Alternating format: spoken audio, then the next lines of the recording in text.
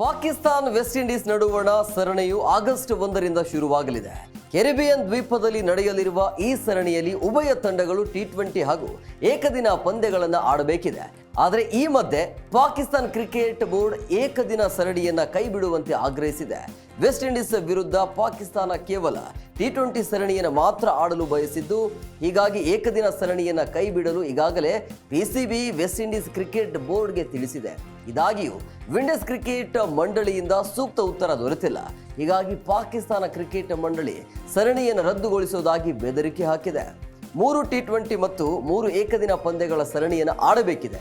ಆದರೆ ಈಗ ಪಾಕಿಸ್ತಾನವು T20 ಸರಣಿ ಮಾತ್ರ ಆಡಲು ತಯಾರಿದ್ದೇವೆ ಅಂತ ತಿಳಿಸಿದ್ದಾರೆ. ಅಲ್ಲದೆ ಏಕದಿನ ಪಂದ್ಯಗಳನ್ನು ಆಡಲು ನಿರಾಕರಿಸಿದೆ. ಒಂದು ವೇಳೆ ವೆಸ್ಟ್ ಇಂಡೀಸ್ ಕ್ರಿಕೆಟ್ ಮಂಡಳಿ ಏಕದಿನ ಸರಣಿಯನ್ನು ಆಡಬೇಕು ಅಂತ ಹೇಳಿದ್ರೆ ಪಟ್ಟು ಹಿಡಿದಾದ್ರೆ ಇಡೀ ಸರಣಿಯನ್ನ ರದ್ದುಗೊಳಿಸುವುದಾಗಿ ಪಾಕಿಸ್ತಾನ ಕ್ರಿಕೆಟ್ ಮಂಡಳಿ ತಿಳಿಸಿದೆ ಅಂತ ಕ್ರಿಕ್ ಬಜ್ ವರದಿ ಮಾಡಿದೆ.